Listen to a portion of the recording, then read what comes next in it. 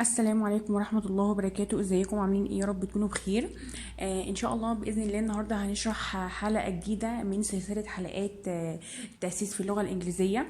ودي طبعا تكملة للفيديو اللي انا شرحته عن فيديو عن تأسيس اللغة الإنجليزية او ازاي تأسيسي اولادك في اللغة الإنجليزية. طبعا بالطريقة الصح. والنهارده استكمالا هنشرح او هنكمل الشرح بطريقة الجولي فونكس او منهج الجولي فونكس اللي طبعا امهات كتير بيسالوني عليه. احنا عاوزين ناسس اولادنا بطريقه الجولي فونكس. ايه هو الجولي فونكس؟ هنعرف النهارده الجولي فونكس. انا طبعا وقفت يعني الشرح عن اليوسي ماس لحد ما اشوف التعليقات انتوا وصلتوا لحد فين مع الاطفال، وبعد كده ان شاء الله هكمل السلسله بس اعرف انتوا وقفتوا لحد فين مع الاطفال. فالنهارده باذن الله نتوقف شويه عن يوليسي ماس ونشرح ازاي ناسس اولادنا في اللغه الانجليزيه. ده طبعا تكمله للفيديو اللي انا شرحته من فتره عن ازاي ناسس اولادنا. ده ان شاء الله هيكون تاني فيديو في التاسيس وهيكون في سلسله باذن الله. طبعا احنا في الاجازه وعايزين ناسس اولادنا، عايزين نخليهم يعرفوا يقرأوا انجليش مش يحفظوا كلمات. طريقة حفظ الكلمات بالطريقة اللي هي سي كات قطة دي طبعا غلط جدا. دي دوج كلب، اي اج بيضة، دي طبعا يا جماعة غلط جدا جدا جدا. زي ما انا قلت قبل كده هنزل لكم الفيديو الاول في صندوق الديسكريبشن او صندوق الوصف تحت الفيديو، موجود تحت الفيديو. هتلاقوه ان شاء الله الفيديو الاولاني فيه ازاي نأسس اولادنا صح في اللغة الإنجليزية، وطبعا موجود في الماس، وفي فيديوهات كتيرة جدا على القناة إن شاء الله تستفادوا منها. طبعا لو أول مرة تشرفوني في القناة ما تنسوش لايك لايك لايك يا جماعة، عشان اللايك هو اللي بيدعم الفيديو، هو اللي بيخلي الفيديو يترفع بسرعة علشان يوصل لأكبر عدد ويتحمل بسرعة. وما تنسوش طبعا الشير وسبسكرايب للقناة، وطبعا بعد السبسكرايب تفعيل الجرس عشان يوصلكم إشعارات بالفيديوهات الجديدة أول ما أنزل فيديو جديد بإذن الله. إيه هو الجولي فونكس؟ الجولي فونكس عبارة عن الساوند اوف ذا ليتر، صوت الحرف. يعني احنا في اللغة الانجليزية احنا لما بنيجي نقرأ الكلمة او لما بنيجي نقرأ ستوري بنقرأ الكلمة بصوت الحرف بالساوند اوف ذا ليتر. اوكي، ازاي بننطقها بالساوند اوف ذا ليتر؟ يعني عندنا مثلا صوت letter A A، صوت letter B B، أو the sound of letter A is A, the sound of the letter B is B, the sound of letter C is K, the sound of letter D is D. okay.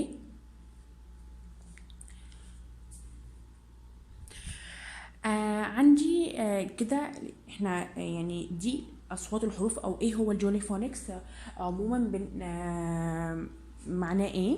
اللي هو بنعرف صوت الحرف وبنقرا بصوت الحرف. زي ايه مثلا؟ زي احنا لما بنيجي نقرا كلمه بوك ما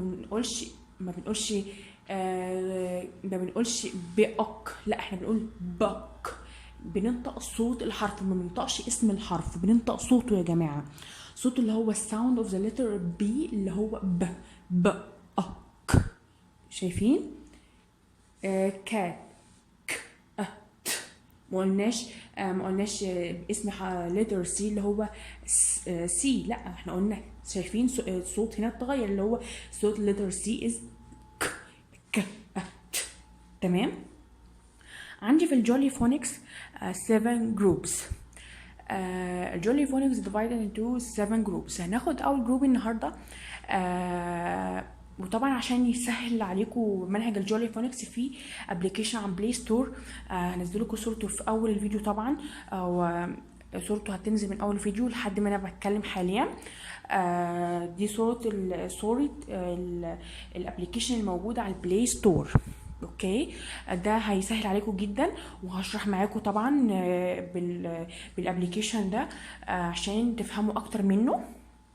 اوكي، هكون معاكم خطوه بخطوه، ويا ريت طبعا في التعليقات تقولوا لي وصلتوا لحد فين واخباركم ايه مع اولادكم باذن الله في من خلال الشرح. اوكي.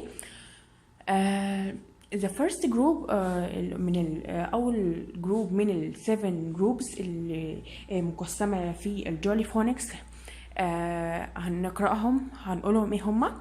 عبارة عن letters S A T I P and N. اوكي، هنقرأ أصوات الحروف the sound of the group 1. اوكي. The sound of letter S is S. S. The sound of letter A is A. A. The sound of letter T is T. T. The sound of letter I is Eh. Eh. The smile كده يا جماعة أكننا بنضحك. وانا طبعا في فيديو قبل كده شرحت ال difference between the sound of letter A and E and I، الفرق بين صوت حرف ال A وال E وال I في فيديو، برضو هنزل لكم اللينك بتاع الفيديو في صندوق الوصف. مهم جدا الفيديو ده انكم تعرفوا الفرق بين صوت حرف ال A وال E وال I. اوكي. نكمل. The sound of letter P is. شايفين في هوا طالع لما باجي اقول صوت the sound of letter B، في هوا بيطلع مع ال P. اوكي. عشان نفرق بين ال P وال B، في حاجة زمان كنا بنعملها اللي هي الورقة لما بتهتز بنجيب ورقة كده من كراسة، بنقول قدامها، بننطق قدامها حرف ال P اللي هي ال P تقيلة. لو الورقة طبعا اتهزت يبقى احنا كده بننطق صوت letter P صح اللي هو البي تقيلة. طبعا لما بنيجي نقول بي اللي هي البي الخفيفة، طبعا الورقة ما بتهتزش. ده حاجة كنا زمان بنعملها. جربوها مع الأولاد عشان يعرفوا الفرق بين البي والبي. اوكي. The sound of letter N is N. N. N. اوكي. في الجولي فونكس عشان الطفل يعرف يربط الساوند ب ان هو يتحفر في ذهنه. يعني في اكشن احنا بنعمل الاكشن ده عشان بنوريه للطفل عشان يعرف صوت الحرف ويتربط صوت الحرف بحركه في ذهنه عشان يتحفر صوت الحرف في ذهنه كويس جدا. طيب انا عندي مثلا، احنا هناخد اول لتر النهارده من الجروب الاولاني اللي هو لتر اس، اللي هو sound of S is like a snake. snake. snake. اوكي. طيب انتي لما بتيجي تعرفي الاكشن بتاع letter S او الساوند اوف letter S، تعرفيه بتعملي له بايديكي زي حركة الثعبان، زي حركة السنيك. هنزل لكم برضو دي الصورة بتاعتها من الابليكيشن اللي هتنزله باذن الله. وطبعا في ستوري لازم تعرفوها تقرأوها للطفل، وهعرفكم تركة فيها عشان الطفل يعرف يربط صوت الحرف بالكلمة اللي هو هيسمعها، وبالتالي يتربط في ذهنه برضو ويتحفر في ذهنه صوت الليتر بتاع اللي هيسمعه. اوكي. وهقول لك يعني تاكدي على ايه مع الطفل ان شاء الله وهو وانت بتقراي له القصه عشان يعرف يقرا بعد كده الكلمات. اوكي. نيجي نقرا الستوري اللي موجوده في الابليكيشن وهشرحها باذن الله. نقرا. It's a sunny day. A boy takes his dog for a walk. The boy throws a stick and the dog runs after it. The boy throws a stick and the dog runs after it. The dog sniffs around in the grass and starts barking. A large spotty snake is sitting up and hissing. Sss. The boy grabs the dog and the snake slowly slithers away. كان يوم مشمس، الولد أخذ الكلب بتاعه عشان يتمشوا. الولد رمى العصا والكلب جري وراها. الدوج شم حوالين العشب، بدأ يشمشم كده حوالين العشب وبدأ ينبح أو يهوهو. لاحظ في large spot snake اللي هو ثعبان منقط، طبعا اللي هو صوت اللي يعني بيعمل كده زي صوت الثعبان اللي بنسمعه في الأفلام. The boy grabs the dog and the snake slowly slithers away. الولد مسك الكلب والثعبان slithers away، ينزلق زي اللي هي حركة التعبان كده بسرعة. سوري ببطء بعيدا. snake slowly slithers away.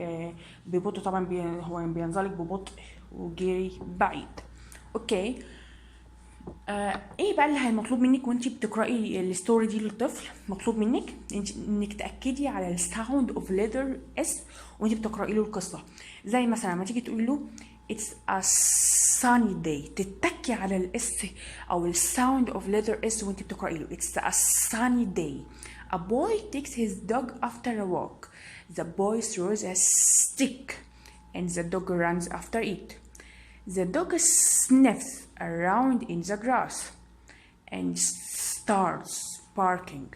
A large spot snake is sitting up and hissing. The boy grabs the dog and snake slowly slithers away. Okay? مطلوب منك حاجة كمان. مطلوب منك انك لما بتقرأي له القصة دي تتفقوا مع بعض قبل ما تقرأي، زي عشان ياخدها بحاجة فكاهية او حاجة حدوتة. تتفقوا مع بعض انك قبل ما تقرأي له القصة اول ما يقرأ او اول ما تقولي له كلمة فيها الساوند اوف اس يرفع ايده ويقول لك ستوب. اوكي. وممكن تجيبوا ورقة الحاجة اللي وقفك عندها هي فعلا صح، تعملي ترو علامة صح، او ستار تديله ستار، او clap for her. اوكي. or for him تسقفي لها او تسقفي له. كل ما يقولك حاجة صح تسقفي الاولاد وتشجعيهم ان هم قالوا حاجة صح. اوكي. طبعا احنا خدنا اول لتر كده النهارده من اول جروب اللي هو letter S sound of letter S اللي هو S. بعد كده ان شاء الله هنكمل بقيه الجروب. ما تنسوش لايك وشير وسبسكرايب للقناه. والسلام عليكم ورحمه الله وبركاته.